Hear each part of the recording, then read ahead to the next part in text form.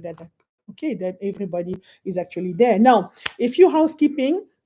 Again, this is the Koloko Immigration Live. This is coming from us. We are here every day on a weekday basis. Obviously, is Ask an Immigration Lawyer. Here we talk about immigration updates, immigration news, and answer your question.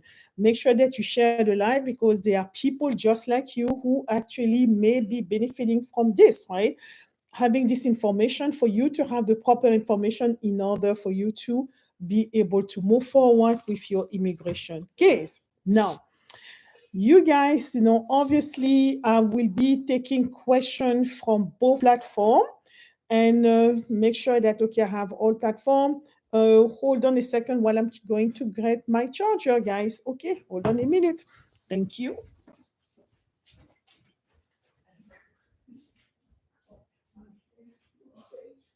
What happened?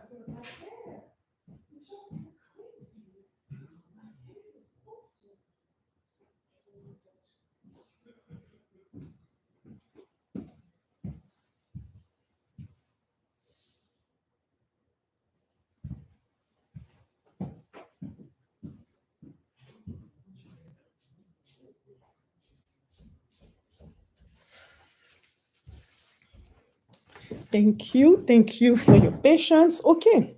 Now, welcome to everybody. Just make sure again, confirm. And let's talk again about, what has been happening between now and between yesterday when we all met and today. Because as you know, immigration law, again, is at the center of everything. And being at the center, then obviously we're talking about immigration. It is a political issue. It is a thorny issue. Now, do we have any agreement as far as the Senate proposed legislation? No, we don't. Because actually, the Republican side of the aisle have decided that immigration will be a very good subject issues to use during the election year, meaning that if they are seen as actually agreeing to an arrangement, to an agreement with the Democratic side of the aisle, for them, that will be actually a losing battle, right? Thank you so much for the heart, meaning that for the moment, it's a non-starter, meaning that now you're going to see people going back and forth, and it's very stressful for those of you. Thank you so much for the heart, guys. Don't forget, like, share, so TikTok will know that, okay, this is what we do, and we do exist, and this is something that is actually important. Now, meaning that no agreement has come, nothing has changed so far. It's just going back and forth, political football, but nobody, because everybody wants to use it for political gains. But now, what about you guys? What about us on the ground? How does it affect us? What are you supposed to do? Where do you go from there? Some of you are not affected by that. The people who will be affected actually if the law change, because remember, the law is not retroactive, right? If actually people will be affected, it will be people entering after the law actually has passed. But like I told you yesterday, I'm pretty sure that there will be some sort of agreement, right? At one point, maybe not during the political campaign, maybe it's going to happen actually down the road after, because the Republicans have definitely indicated that they want this to remain a political issue during the campaign because it's very effective, right? Meaning that we may see some big movement. One thing for sure, in November, something's going to happen. After that November, then obviously the new president is being sworn in January. We may see some movement there, right? But we may be surprised. But immigration reform has been like this. It's been a roller coaster. Every time we hear about, okay, there will be some changement, they have some piecemeal legislation because there is no agreement between both parties, and meaning there we are, meaning that there is a lot of talk. We have all of this legislation being drafted, proposals are being submitted, and then at one point sometime the whole thing just fall apart, and that's basically seems like this is where we are at this point, where, oh, okay, for the moment there is no agreement now. But even though there is no agreement, life actually continues. Applications still need to be processed. People appearing in immigration court, that still continue. And meaning that for those of you who actually, thank you so much for actually the like, Adam. And for those of you who actually are concerned, right? Meaning that you this apply to you, to immigration case. This is where you come and this is where you ask questions, right? Because it's still ongoing. We still thank you so much for the heart. Right? Visa bulletin is still there. Nothing because you know what? At the end of the day, the USCIS officer go to their office and they keep working these cases. The consular officer do exactly the same, right? And the same thing also whether you go to the Department of State, you go to immigration court, the case still go, right? It has to be ongoing, and that's what you want to familiarize yourself with. And this is the part where don't hesitate. Don't think that, okay, oh, maybe my question is too obvious. Maybe nobody really care. No, no, no. If you're asking this question, it's probably that somebody else is asking the same question as well. And meaning that to have the answer is actually something that is very relevant. Now, I will be taking some first questions here, and I'm looking on both screen and looking at both screen. Then I'm just trying to make sure that yes, I have the question, and I will be looking at question that actually relevant and that may be helpful also for those of you who are actually attending the live. Um, let's start with the first question here, and then you guys, then we can kick off this live. Okay. Let's see. Let me tell you. Okay, this is the first question. Okay, let's see here. Do-do-do-do. As far as okay, let's start here. Okay, somebody is asking. Then somebody is asking, can my visa, my K1 visa, be extended or reissue? Okay, meaning that's basically the question that they're asking.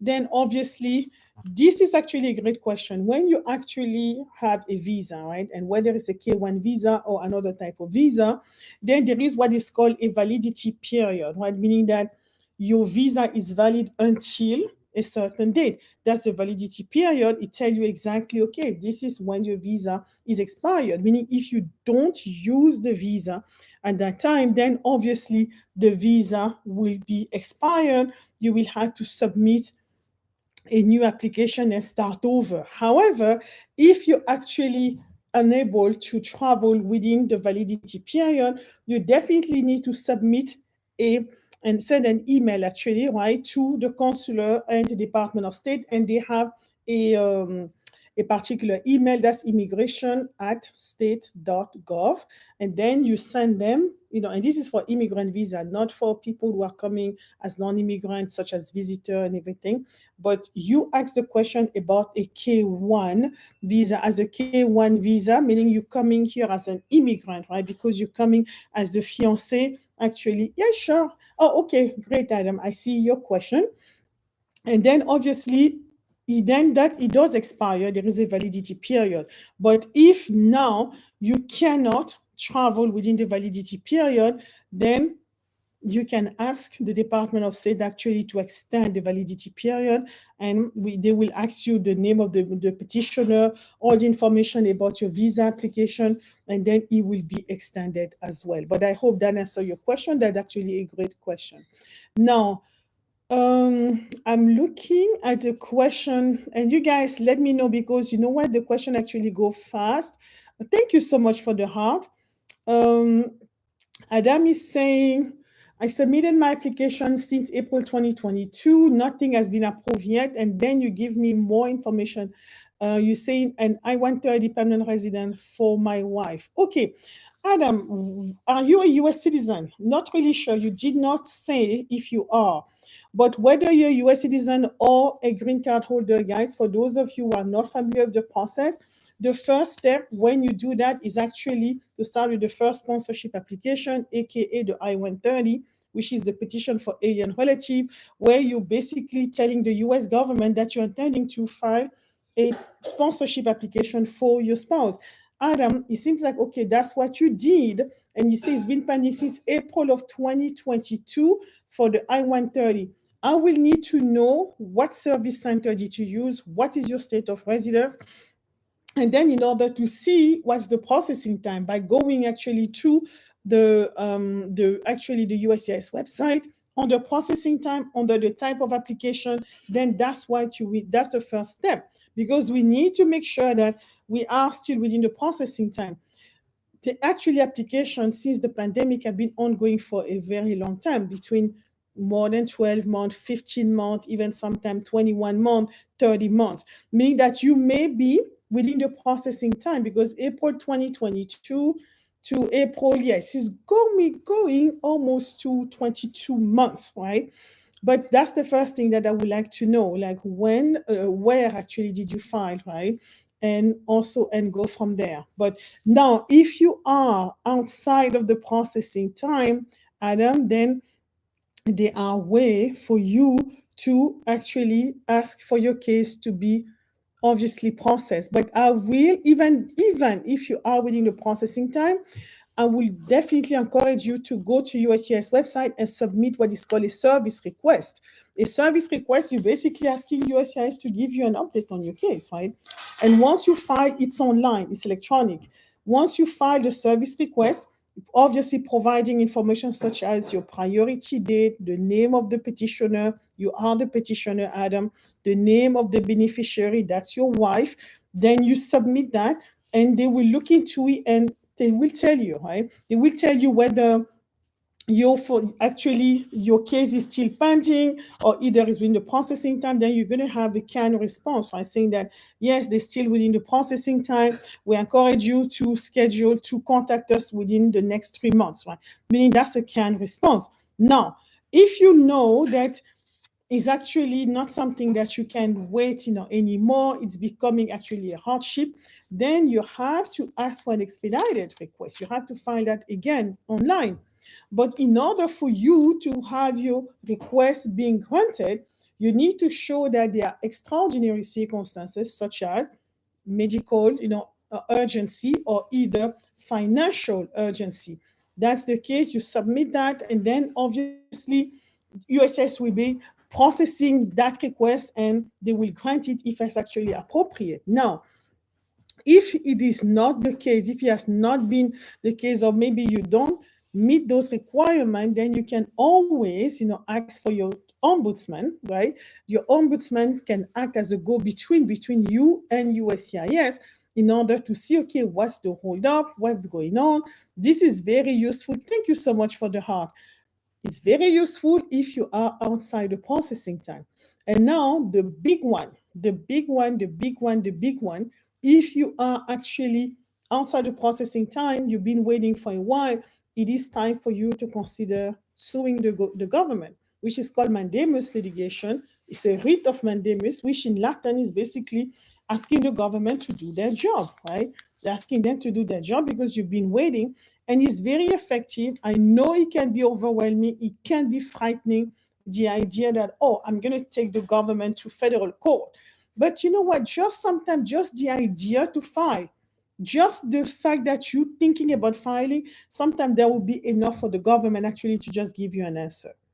And don't believe that because you're taking the government to court, that they're going to rule against you. That's not how it goes, right? Because in order for the government to deny an application, it has to be actually supported by, obviously facts, and then supported also under the statute, right? The Immigration Nationality Act, meaning that you have all of these options, Adam. I'm not really sure where you actually stand on the spectrum, but you have that available to you. But I hope that actually helped and that answer your question, right? But definitely start with USCIS, look at your priority date, and go and check whether you are actually still within the processing time, or if it's outside the processing time, then you just proceed. No, you're welcome, Adam. You're welcome. Thank you so much. This is actually a great question because it is applicable to a lot of you guys to know, okay, how, what about my case? But Adam, even if you're within the processing time, if you cannot wait, consider those requests, whether expedited requests, but you know what you have to prove, or either just a service request, at least to have an idea, okay, what's going on, right? But definitely, thank you very much. But uh, Adam, there is no such thing, right? This is actually you getting that now. If now you want to work with us, I encourage you to click on the link, and then we will be able, to go into much detail, to have the strategy, to look it up, and then we provide, a full analysis of your case and moving forward. But I encourage you definitely to check, because this is something that is important, is impacting you, right? But definitely, but this is what we're doing this live, right? To actually give you at least some information that you can use, right? But if you want to go further, if you think, okay, I really need to get to the bottom of this, I need legal representation or legal help, then don't hesitate. Click on the link in the bio, and then you go from there. Yeah. Thank you so much, Adam. Thank you. But this is actually a great question. Now,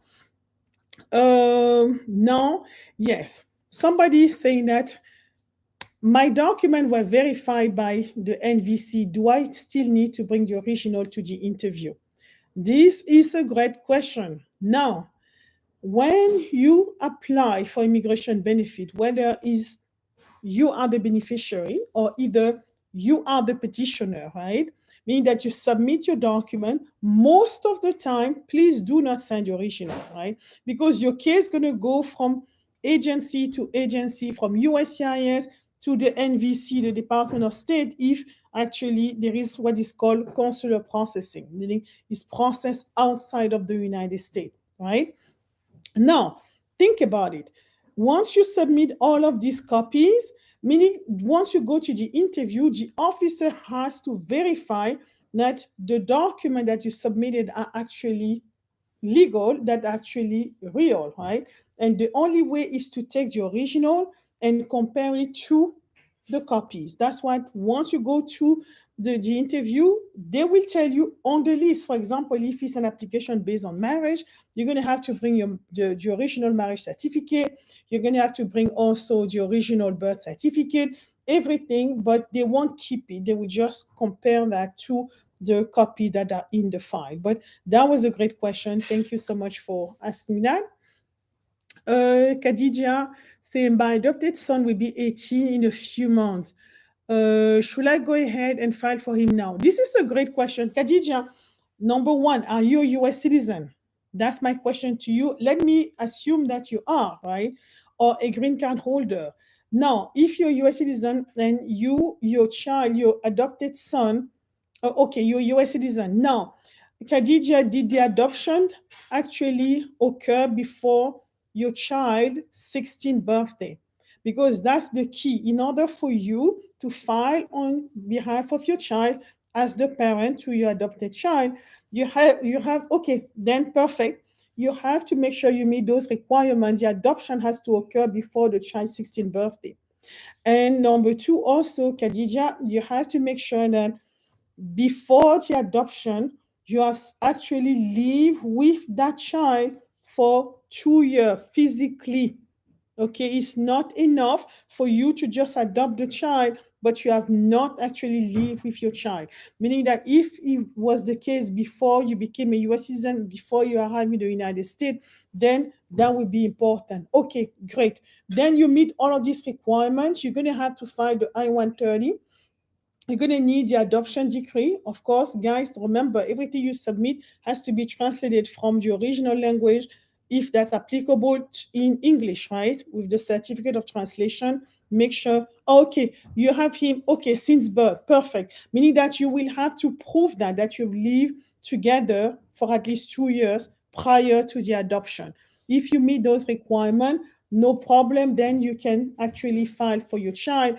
And because you are a US citizen, you're not subject to a cap. Remember, I keep telling you guys about the visa bulletin because it has those 4 categories who actually are subject to cap based on Congress, right? Meaning Congress issue cap on these categories.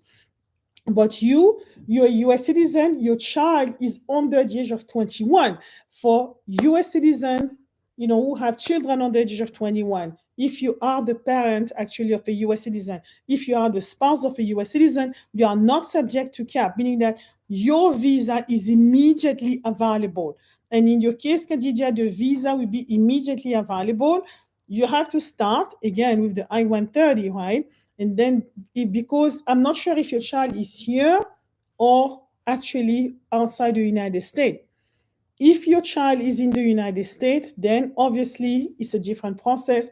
It's called adjustment of status. But if he is actually, he or she is outside, I think you say it's a he, I'm sorry, outside the United States, okay, he's in Africa. Okay, okay, meaning that will be what is called consular processing. But you need to start first your I-130. You file the I-130, it's going to take you about a year, right, for this to be processed. It could be a little bit longer, it could be a little bit, shorter. Once the I-130 has been approved, and make sure that you have all your documents, right?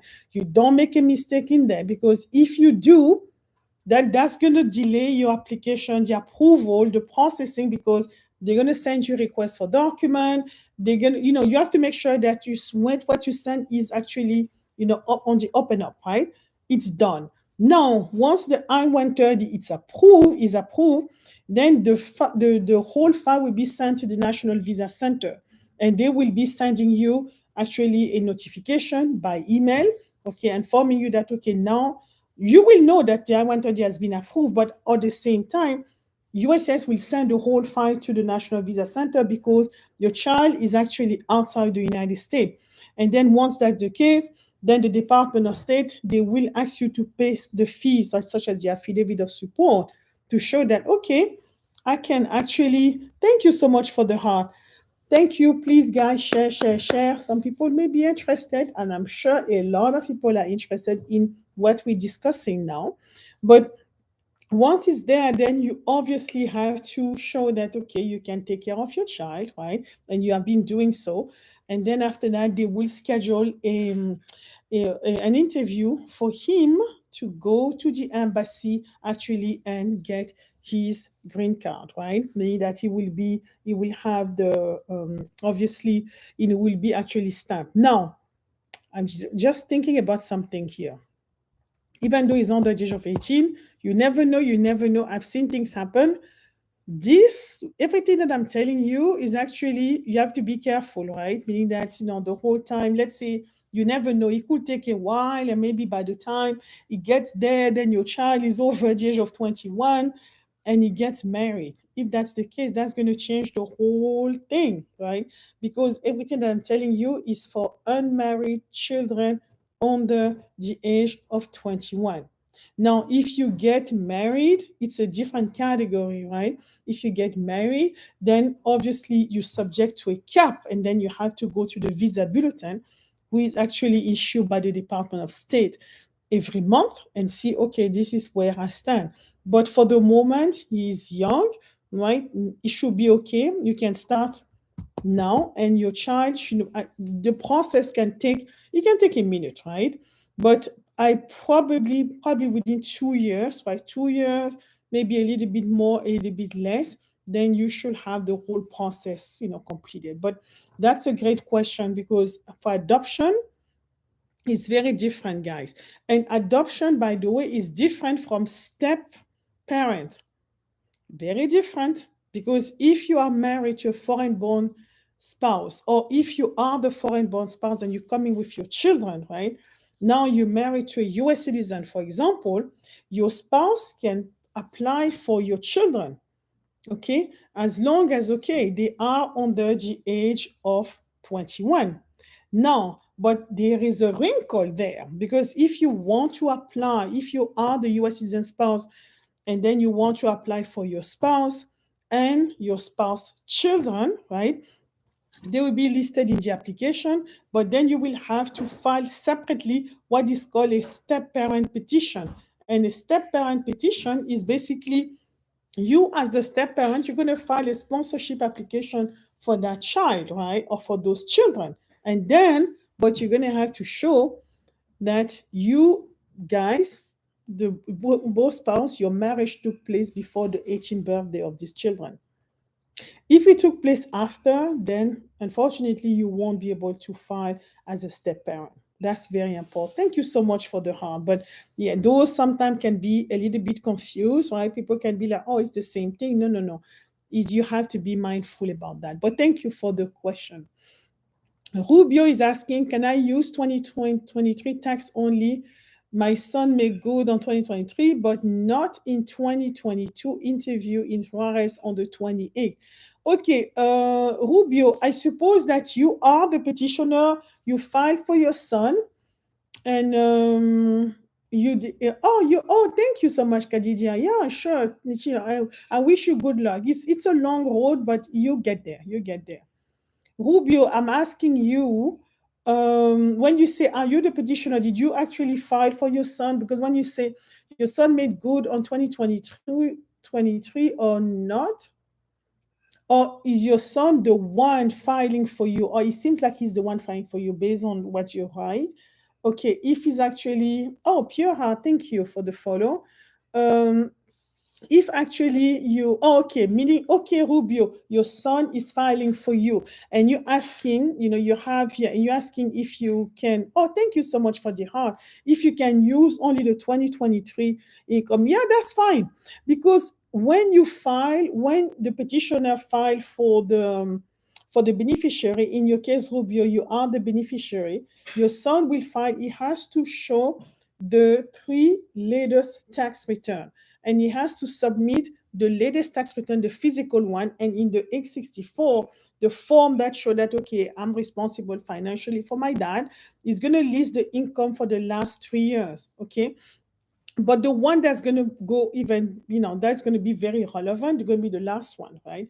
Because you could have even you could make good money 3 years ago, and then you don't make enough, by the time you file, meaning 2023, that's the tax return that's the latest, then you will need a joint sponsor. But if he made good money, actually, then that's fine. In 2022, if he did not make, it's okay. But keep in mind, when your son is filing for you, he has to make sure that he meets what is called the federal poverty guidelines. The federal poverty guidelines is basically the government telling you this is the minimum that you should have as a household. And you can tell, you just have to go on Google, Federal Poverty Guidelines 2024.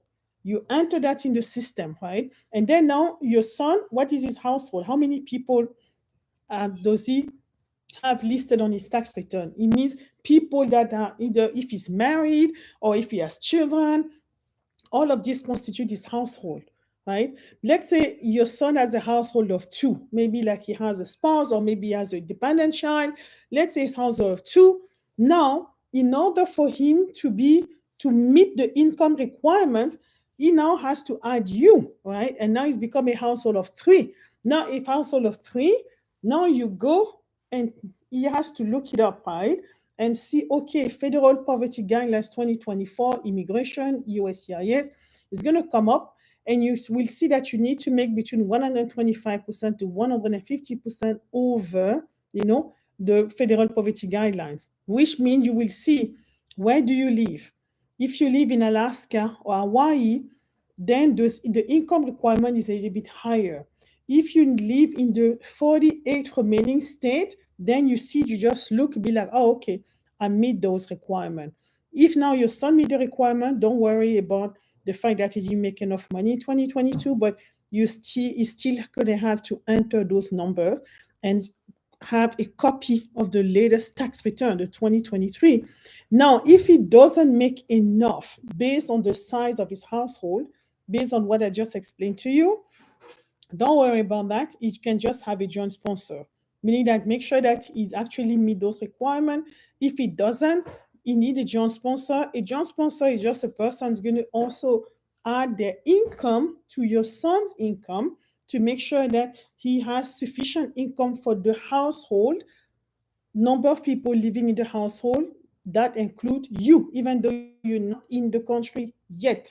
But to answer your question, I know it's a little bit convoluted, but that's the thing that you have to keep in mind, right? But I would not worry too much. It's a great news that is actually making more money, right? But make sure that is actually, meet those federal poverty guidelines minimum, right?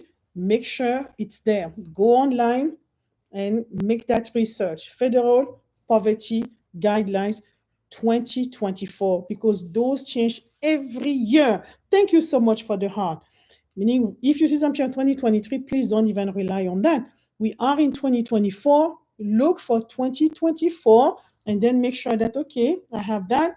You will be on the USCIS page and then you will see household of one, boom, household of two, three, four, five, all the way to six. And then I think over six, then they tell you for each person, I think you need supposed to add 6,500 or something like that. But it depends. But yeah, if you know how many people your son has listed on his tax return, that's called the household, then yeah, you can have that answer. But I will not be too stressed about that. But thank you for yeah, you're welcome. You're welcome. Oh, okay, the 48 state. Oh, you say that okay, Rubio said that he made 38 154. But Rubio, how many people? Okay, he has a household of four. Let me tell you, for a household of four, I think he may meet the requirement, but I don't want to tell you something that is not true, right? I just want to make sure that you actually have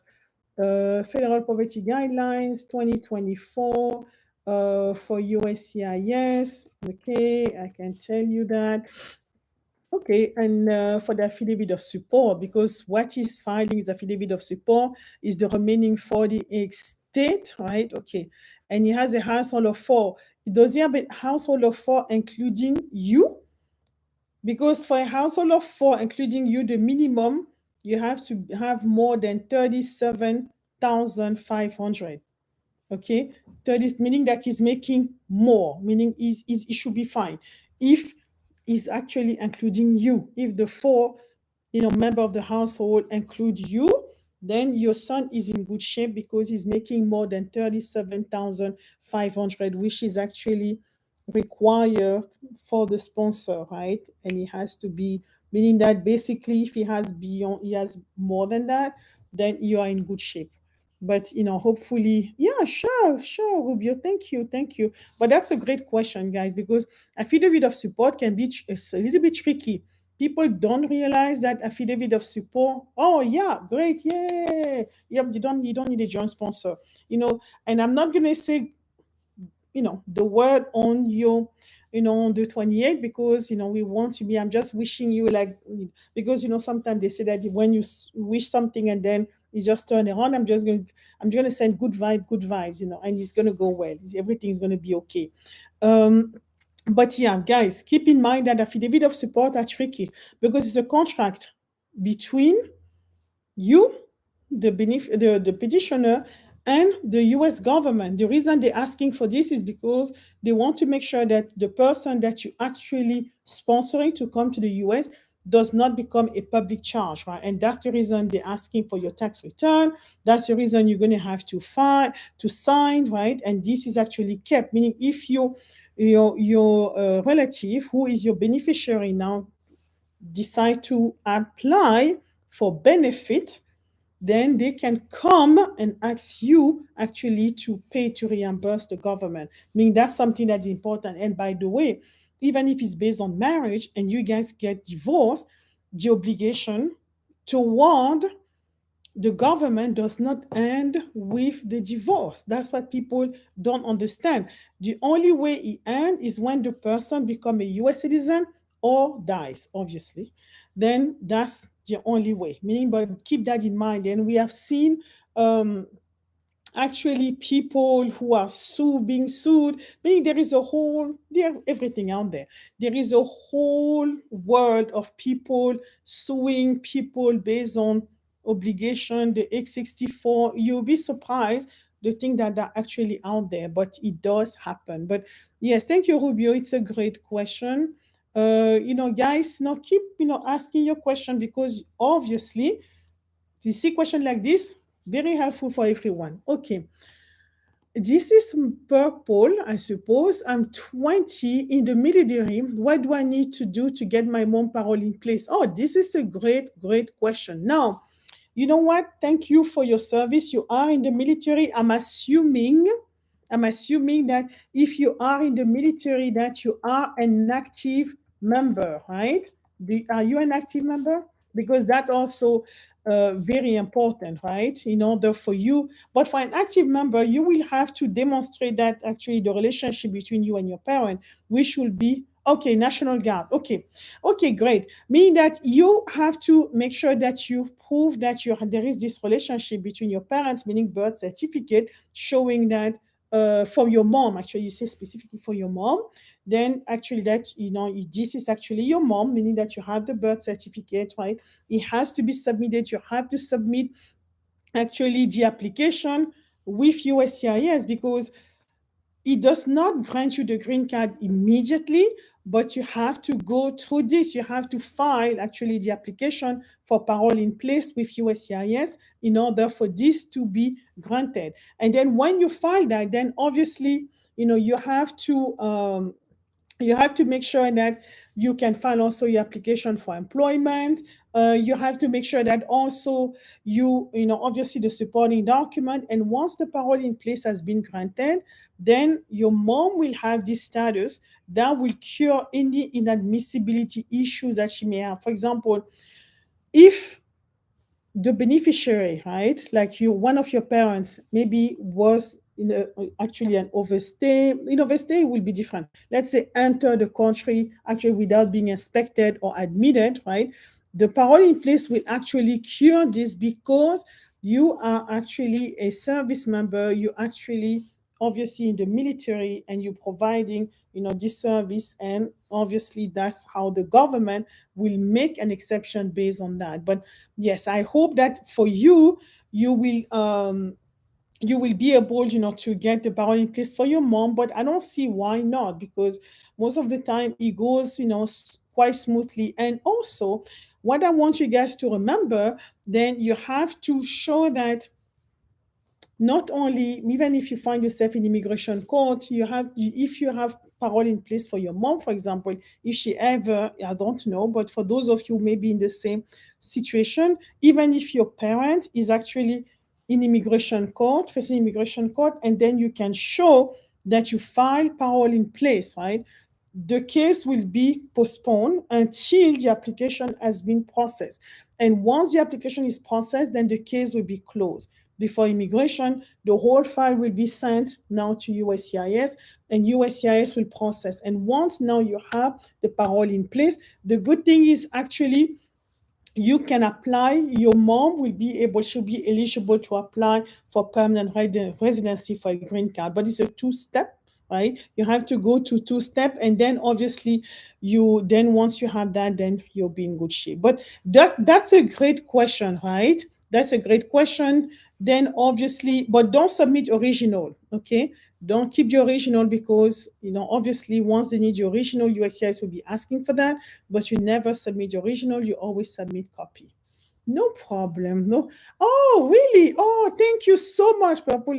That really got to my heart because sometimes, one can be, wondering like, okay, am I over explaining this? Am I just going into too much detail? But thank you. And I'm really you wish you well. And, thank you again for your service because make sure that now, see, it's going to help your mom and then she'll be able to move forward and have also her permanent residency. But it's a two-step.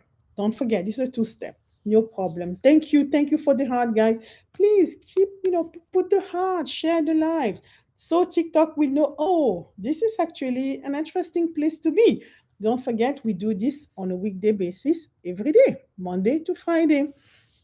Thank you so much. Thank you so much, Purple. I definitely appreciate that.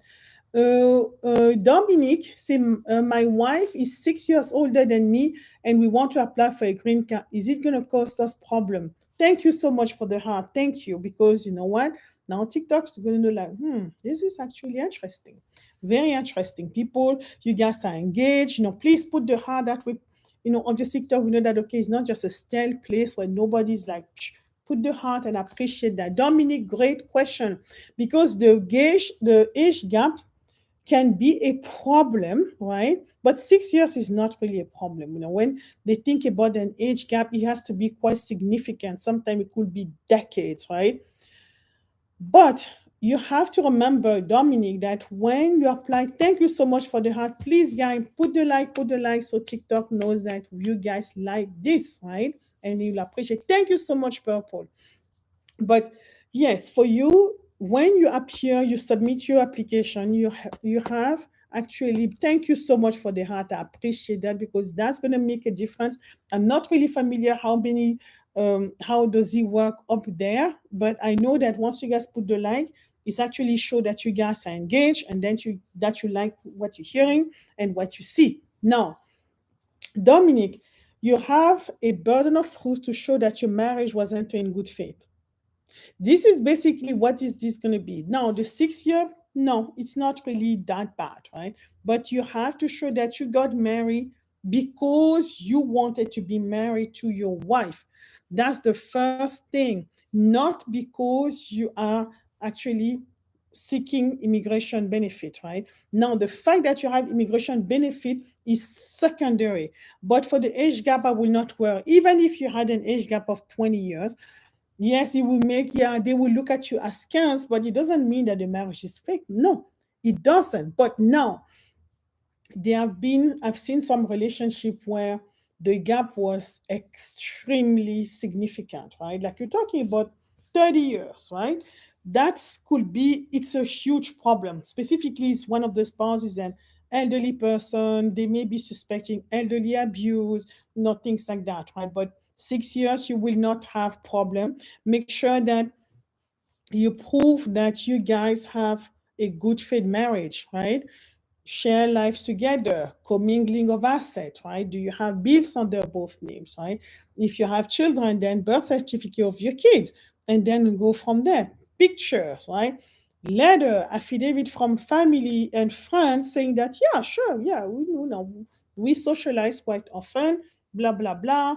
Picture of, you going on vacation, filing tax return together. Okay, this is not the time where we're doing this filing separate. No, when you are on the immigration process, you have to always file your tax together. If you don't, then that will raise actually some suspicion. But I hope that actually question. Okay, but it's a great question, Dominic, and he will be fine. Don't worry too much about that. That's not a big deal. 6 years is definitely not a big deal nowadays.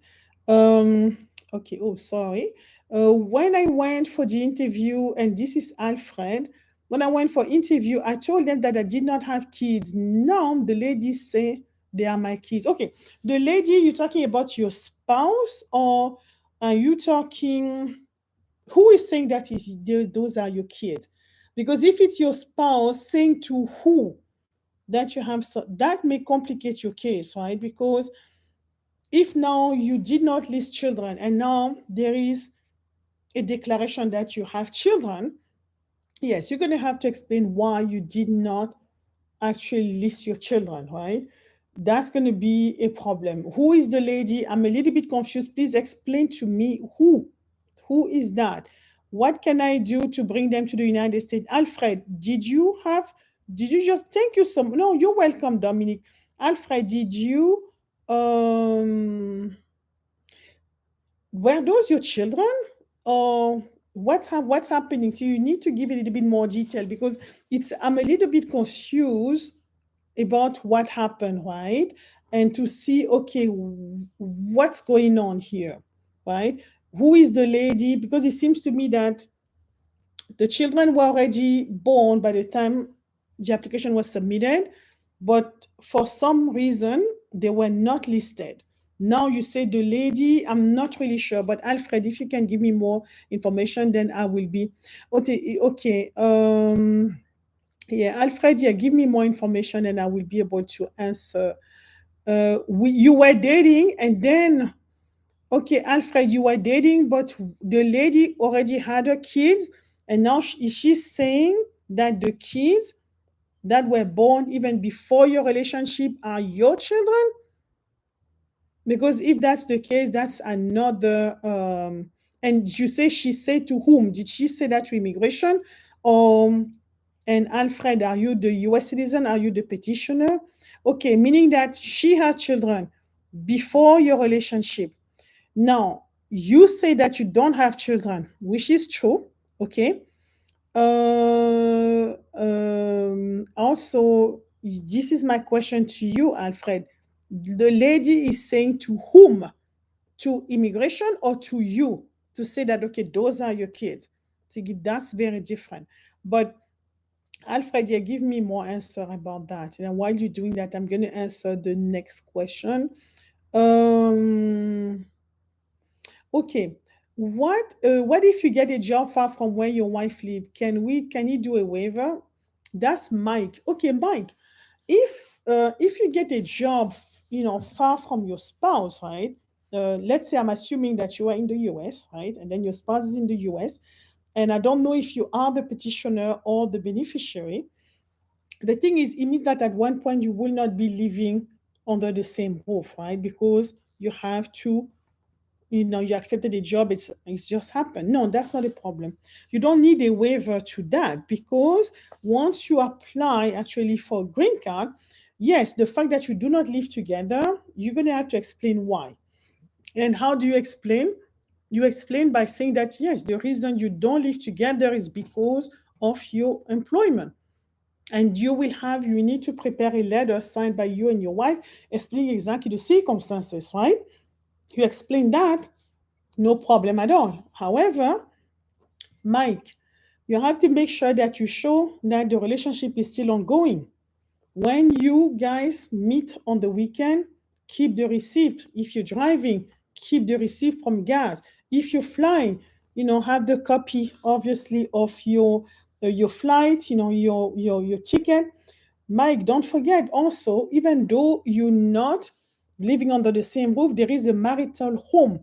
It may be that your wife is in the marital home and then you go, you travel, and you come back. Thank you so much for the heart. Don't forget that, okay? Meaning that you will still have bills under both names. It just happened that you live in, but this is not what you consider your marital home, right? It means that even your employment, for example, if they offer you insurance, you list your spouse. See, this is how you show the relationship is still ongoing. If you have, life insurance, you list your spouse. You see what I mean? Thank you so much for the heart. Make sure that that happen, right? Mean that you may be separated, but the intent is there. And nowadays, nobody knows where they will be working, right? Most of couple go through this, but you still have what is called a home base. What is your home base? Where you meet, where you celebrate, where you have your family member, you travel, you meet one another, when you send your text, through WhatsApp, phone, save that screenshot, boom, boom, boom, boom, boom, put this together. But this for me is not even an issue. I had clients like this. This was very easy, but make sure that you keep good records, right? Showing that your relationship is ongoing and you're not the first couple and neither the last. That would be in this exact situation. Meaning nowadays, you have to go where the opportunity is, but on the weekend, you are expected, or maybe every 2 weeks, I don't know how far you are, to you guys meet, and then every day you're in connection, and then your home base, everything is still linked to that, right? But yeah, I hope that answers your question. But um okay, meaning that there is no need for a waiver. The waiver is not based on the fact that you guys don't live together. It's something else, but that's not that. Okay. Um, okay, and then you're still paying your tax. Okay, Mike, you say that you're the beneficiary. Okay, to remove the condition. Okay. Yeah, sure. Yeah, definitely. You know how to, just go on the page and then yeah, we'll be able to see. Okay. Um Sawana Hora, you say 10-year green card is lost. Can I apply for N400? Oh, that's a great question. Okay, so now, yeah, because this is what's going to happen, right? Your permanent residency does not expire once you have your 10-year green card. But a few years ago, more than 15, 20 years ago, now they switched from having a green card with no expiration date to green card with an expiration date. Now, if that makes sense, right? Which means that you need a physical green card, every 10 years. Now, you lost your green card, now you don't have the physical green card, but if you even have the copy, right? If you have the copy, the approval notice or something, you can get that. you can submit that, because once you submit your N400 by, guys, which is the citizenship application, this is basically what this is. You can have that because you have to show that you're a permanent resident, right? And based on that, that's how it's going to be the determination to for you to be eligible, right? For citizenship will be based on, oh, okay, you've been a permanent resident, but how long have you been a permanent resident, right? And then you submit that. If you have a copy, then I will say, yeah, sure. Because if you don't, you really have to show that you're a permanent resident, and you also have to show how long have you been a permanent resident. Which PSA, public service announcement, guys, when you receive your paper from immigration, letter, card, a notice of receipt, make copies, put it in the cloud, send it to yourself in the email. That way, you never know if something happened, it's lost. At least you can, get that, right? And get that information, you can retrieve it very quickly. But I hope that answer your question, Sawa. But yeah, you can apply, but you have to have the proof that you have your 10 years, green card. Otherwise, you can ask for a replacement green card through the I-90. That takes a while. It takes a few months for them to send you the card. But I hope you have the copy of the card that you lost. If you do, then you should be able to move forward with that, right? Instead of paying for it. Okay. Yeah, you're welcome, Mike. Welcome. Thank you. Okay. Yes, yeah, guys. Thank you for sharing the like. Please, put some like, share, because people will be interested to know a little bit about that. And I know I think there was actually Alfred. You did not answer my question. Okay, I'm going to just assume something here. You met your spouse. Your spouse has children, okay? But the children are not yours. Okay, of course, you say you did not list the children, or did you list? Because normally, even if you meet somebody and the person has children from another relationship, um, you don't have, they will be asking question, right? At this point, once you go through the whole process about any children, stepchildren, adopted children. I don't know if you listed them as stepchildren or something like that, right? If you don't do that, then the thing is just create, obviously it gets the fact that you fail to do it, then it's going to be a little bit complex. Why? Because if your children, the stepchildren, are under the age of 21, if you are a US citizen, if the marriage between you and your spouse occur before the 18th birthday of these children, then you should be able to file a separate application, sponsorship application for each of the children. If there are two step parent application, right? Three, and you see where I'm going with that. Now, that I don't know. When did you guys get married? How old are they, right?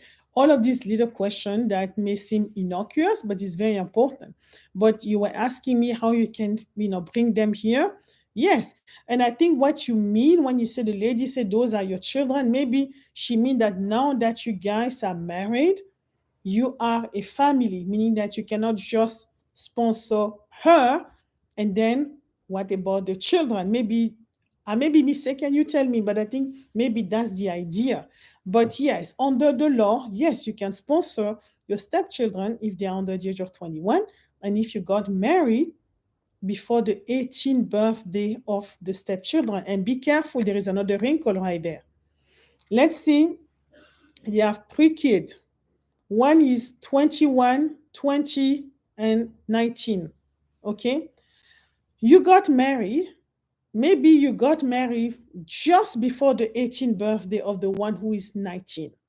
It means that you can only sponsor the one who is 19. You cannot sponsor the one who is 20. You cannot sponsor the one who is 21, because the marriage occur after the 18th birthday of the 20-year-old and the 21-year-old.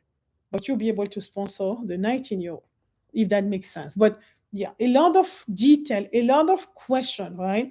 It's always about the detail. Guys, be careful about that. But I hope that's actually helpful to you. Thank you so much for the heart. Thank you so much. Um, let's see. Okay. Now, Sawa, thank you so much for the heart because that way TikTok would be like, yeah, there is an engagement right there. This is interesting. Okay, Sawa, you're saying actually, oh, sorry about that. Actually, my I-130 is spending more than a year. And also, I have a stamp 551 on my passport. Okay. Ah, your I-90. Oh, yeah, that's a long time. Okay, Sawa, you can use maybe, but your 551 is only valid for 1 year. Guys, the 551, thank you so much for the heart. Thank you. Please share, share, share. Like, right? That's really encouraging, for me. The 551 guide, for those of you who are not, obviously familiar with that, is basically the stamp that they put in your passport when you come to the United States as an immigrant, as a green card holder, they put a stamp. 551 is valid about a year, and then in the meanwhile, you receive the physical green card. This 551 in your passport has an expiration date. Okay. The thing is, it depends how when if you have your I-90 that has been pending, you can file, you can even have the notice of receipt for that, right? You can submit that. But the 551 will not be sufficient because it was only valid for 1 year. You want to have the proof that you have the 10 years, right? Thank you so much for the heart. Make sure that you have that. But yes, Awa, you know what? Yeah, you can go forward. You already have your I-90, receipt that you filed. Then you can go ahead, with that, make a copy and then just submit, and to show that because they can see in the system, right? But you need to make sure you do your homework. Thank you so much for the heart. Thank you so much. Dominic is saying, after getting married, how long can we wait for us to apply for a green card? Hmm. You know what, Dominic? Thank you so much for that. Dominic, you can actually apply immediately, right? If you are in the United States. However, if you're coming from abroad, right, you answer the United States, you come into the US, maybe under a different type of visa, let's say visitor visa, then you get married, you have to wait 90 days because if you don't, then there will be what is called a presumption of fraud, right? But that's the thing. If you're already here, if you guys get married, meaning that you met here and your spouse and you have been here for years and years, then you can get married immediately after the marriage. After you can file. There is no date, right? But again, like I said prior, you have to demonstrate that you enter the marriage in good faith. The fact that you're filing immediately, why not? Because after all, for example, that's going to provide more stability for you and your spouse.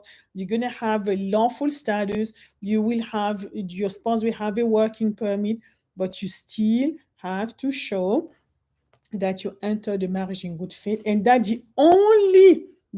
having immigration benefit was not the only reason you guys got married. That's how it goes.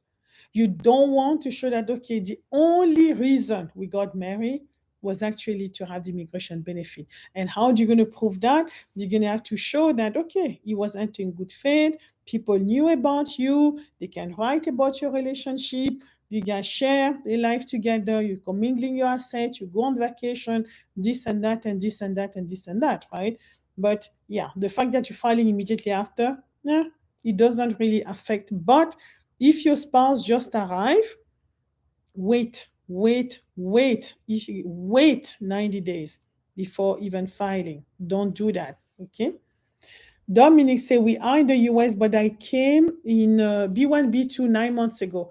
Okay, sure. But how long ago did you marry? When you guys married, Dominic? But it's fine, right? Because 9 months ago, it's fine. You can file. There is no presumption of fraud, right?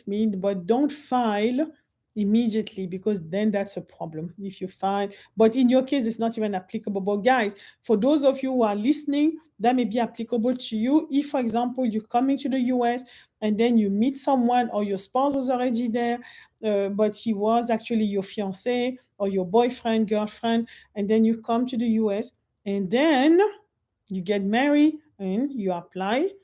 Then you know what? There will be a presumption of fraud because according to the law, they will say that when you went in front of the consular officer, you actually had what is called a dual intent, meaning you say one thing, oh yeah, I'm going on vacation, I'm coming as a visitor, but there is another part of your brains like, yeah, but I'm not intending to leave. Once I get there, I'm going to get married. Now, when 90 days have elapsed, 90 day plus one, then this presumption of fraud does not apply to you anymore. You see, that's why you have to be very careful about that. Don't rush, be careful. Please do not confuse this with the 90 days fiancé, as you see on TV. If you come as a fiancé, you have 90 days to get married. You don't get married, you cannot stay. Even if you meet somebody else, you cannot use that fiancé visa to apply. You have to go home, get a new visa, and come back. You cannot even change from fiancé to, let's say, for a student. No, you can't. The fiancé visa is very restrictive, meaning don't confuse that 90 days with the 90 days I'm talking about related to marriage for somebody who is already there. That's not the same. It's a little bit different. Okay. Um, Now, Ohene say my brother marriage based green card 485 is actively being reviewed. How long does it take? You know what? That's a great question. But again, what is the service center handling his case? Right? Where did he file? What service center? Right? And that's how I'm going to be able to tell you. Some service center is processing application faster, and other it would take longer. Right? You can see some have 12 months, other have 22 months. It goes really vary greatly, right? It's difficult to know, but I will encourage you again to go to USCIS website, and then once you go there, then on the processing time, then you have your brother has to look for the service center. Where did he send his whole application?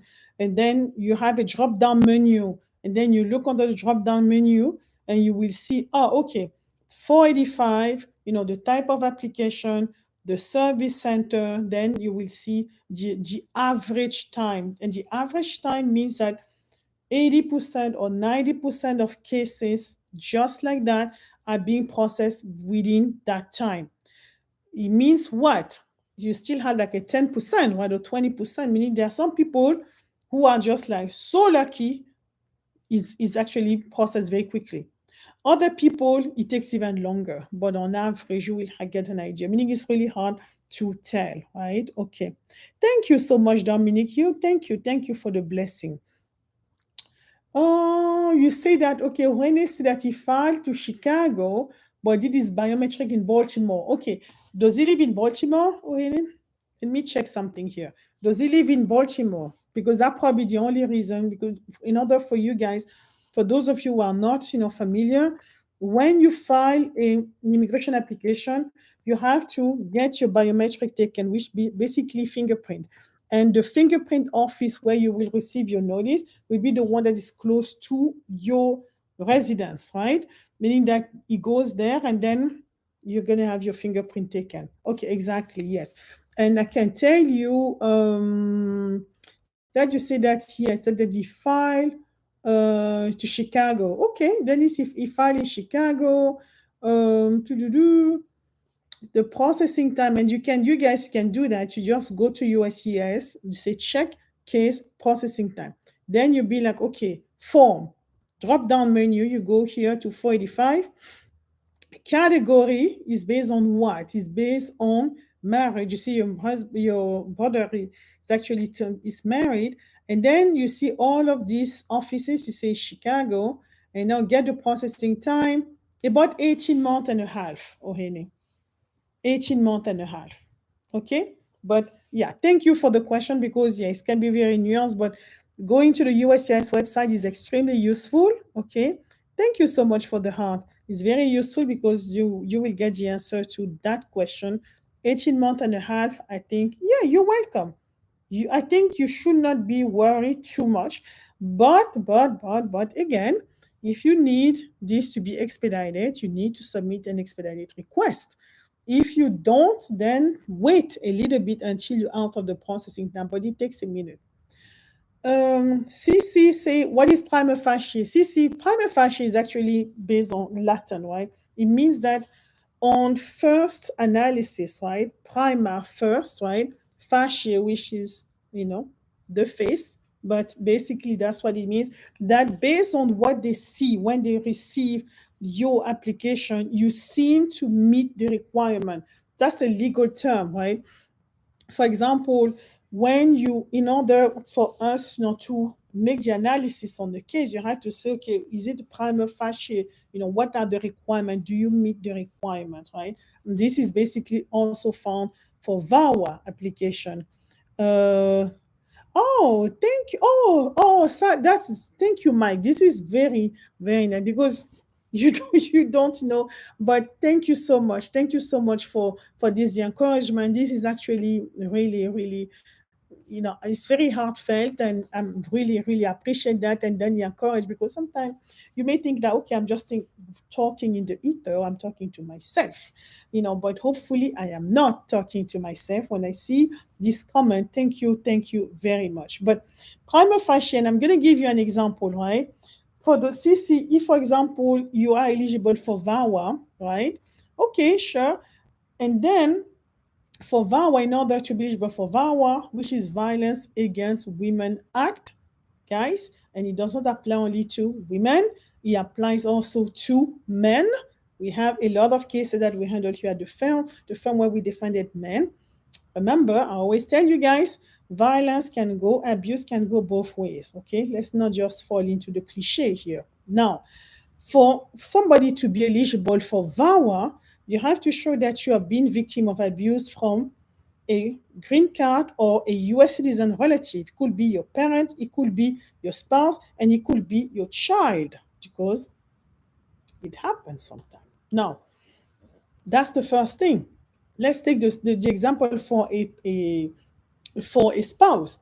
You have to show that that person is a US citizen or a green card holder, number one. You have to show, number two, that you guys are living together, that you share actually, obviously a domicile together, a residence together, right? And then number three, you have to show that you've been victim of abuse. That's very important too. And then number four, you have to show that you're a person of good moral character. Now, when you submit your application for a VAWA, when you come to the service center, first they have to look for completeness. Okay, did you sign everywhere? Did you pay the correct fees? Do we have all of the photos? That's the first thing, right? And then they look at all the document that you're supposed to show before we even see, okay, is this enough? Is that the truth? How relevant? But do you have those one, two, three, four? If yes, then they will send you a notice saying that, okay, for the moment you seem to be prima facie eligible. Do not confuse that like, yay, my case has been approved. No, it means that for the moment, because it takes them a minute, right, about 4 years or more to process it, they be like, yeah, it seems like, okay, yes, you were married to a US citizen and green card holder. Yes, you were living together. Yes, based on your declaration or maybe declaration of other people, you seem to have been victim of abuse, and you seem to have a person of good moral character. You don't see anything that is actually out of the ordinary. Okay, then if you have that, then they will send you the prima facie. And the prima facie eligibility is very important for those of you filing for VAWA, because it allows you to actually apply for some benefits, social benefits, right? And then in the meanwhile, also apply, don't forget to apply for your working permit. But you see, all of this to tell you, this is what they mean when they say prima facie, is what are the requirements of whatever you're applying, and do you meet those requirements? But I hope that actually makes sense to you. Okay, thank you, hybriding, exotic hybriding. Um, okay, now Shalom, Shalom Julian. Oh, I like that name. Okay. Hey, I win GV before I left my country. I'm married now. I'm in the United States. I want to find the I-130. Yep, you can do that. Okay. Now, when you say you want the GV lottery, what is your status now? Are you a green card holder, or are you and or a U.S. citizen. Now, whether you're a green card holder or a U.S. citizen, you can apply for your spouse. You can apply for the I-130. You have to start there, but you have to be married to the beneficiary, right? Or if it's not based on marriage, are you trying to apply the I-130 for maybe your child or maybe your parent, you see, or maybe your siblings? It depends, right? Because obviously, if you're a green card holder, you can only apply for your children and your spouse. If you're a US citizen, you can apply for obviously your parent, your children, your siblings. You see, you start there. And then after that, once the I-130 has been approved, then you will have to go to what is called consular processing, right? Meaning, I don't know what category you feel, whether you're a US citizen or a green card holder, who is the beneficiary. But yes, you can. Like in general, yes, you can, because you actually came to the United States through the DV lottery, meaning now you have a permanent residency, meaning that yes, you can do that. But that's a great question. Um, Please, how can someone see you online now? Someone can get access now and share your page. Oh, no. You know what? You can go through the link, right? Click the link and then you will see the first button. That's how, boom, you get in contact with us, and then you can schedule a time, a date and time that actually work for you, and then we will reach out to you and we'll be able to work with you. No problem. No, you can share.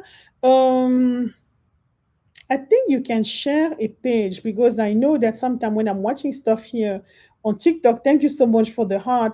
I see something that I like, I just share the page. I even send it to friends and family through WhatsApp, meaning you can share this page and send it to somebody. TikTok has made it so easy now. If you want to do that, you can definitely do that, right? And sorry guys, I'm just trying to see my I don't want to to see my stuff being dead here, and as you can see, I'm moving my computer as I go here.